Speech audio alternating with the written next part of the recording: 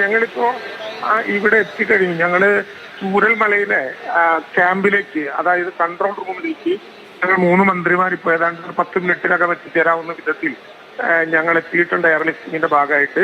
ഇപ്പൊ നമുക്ക് ഉള്ളൊരു പ്രധാനപ്പെട്ട പ്രശ്നം, പുഴ വളരെ രൗദ്രഭാവത്തിൽ, ഇതിന് നടുവിലുള്ള പുഴ വളരെ രൗദ്രഭാവത്തിൽ ഒഴുകിക്കൊണ്ടിരിക്കുകയാണ്. ആളുകൾക്ക് ക്രോസ് ചെയ്യാൻ ഒരു സംവിധാനം ഉപയോഗിച്ച് കഴിയാത്ത ഒരു സ്ഥിതിവിശേഷമുണ്ട്. NDRF ഇപ്പോ 10 പേരടങ്ങുന്ന ഒരു സംഘം അപ്പുറത്തേക്ക് എത്തി കഴിഞ്ഞിട്ടുണ്ട് എന്നാണ് നമുക്ക് മനസ്സിലാക്കുന്നത്. പക്ഷെ അവരുമായിട്ടുള്ള കമ്മ്യൂണിക്കേഷനിൽ ചില തടസ്സങ്ങളുണ്ട്.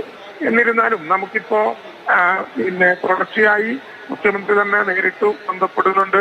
ബാംഗ്ലൂരിൽ നിന്നുള്ള NEVയുടെ ഒരു സംഘം 85 അടി നീളത്തിൽ ഉപയോഗിക്കാൻ കഴിയുന്ന ഒരു ഡെയിലി ബ്രിഡ്ജുമായി ഇങ്ങോട്ട് തിരിച്ചിട്ടുണ്ട് എന്നാണ് കമ്മ്യൂണിക്കേഷനിൽ നമുക്ക് മനസ്സിലായിട്ടുള്ളത്. അതോടൊപ്പം തന്നെ ഈ പുഴയുടെ ഏറ്റവും വീതി കുറഞ്ഞ ഭാഗത്ത് ചെയ്യാൻ കഴിയുന്ന ഒരു താൽക്കാലിക ബ്രിഡ്ജ്, ഡെയിലിയല്ല, മറ്റൊരു താൽക്കാലിക ബ്രിഡ്ജ് ഉണ്ടാക്കാൻ INS സാമ്രായുടെ ബന്ധപ്പെട്ടവരുമായി കണ്ണൂരിൽ നമ്മൾ ഇപ്പോ ബന്ധപ്പെട്ടിട്ടുണ്ട്. അവരും ഏതാനും സമയത്തിനുള്ളിൽ തിരിച്ചിട്ടുണ്ട്.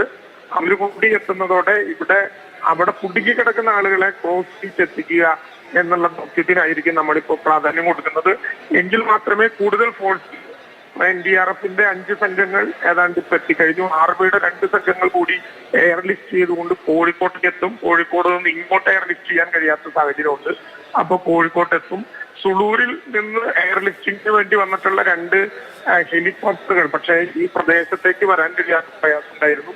ഇപ്പം മഴയ്ക്ക് ഞങ്ങളിവിടെ എത്തുന്ന ഈ നേരത്ത് ഒരു ചെറിയ കുറവുണ്ടായതായിട്ട് കാണാൻ പറ്റുന്നുണ്ട്. ഇതുകൂടി ഉപയോഗപ്പെടുത്തി വീണ്ടും എയർലിഫ്റ്റിംഗ് സംവിധാനത്തെ കൊണ്ടുവരാൻ പറ്റുമോ എന്ന് കൂടി നോക്കുന്നുണ്ട്.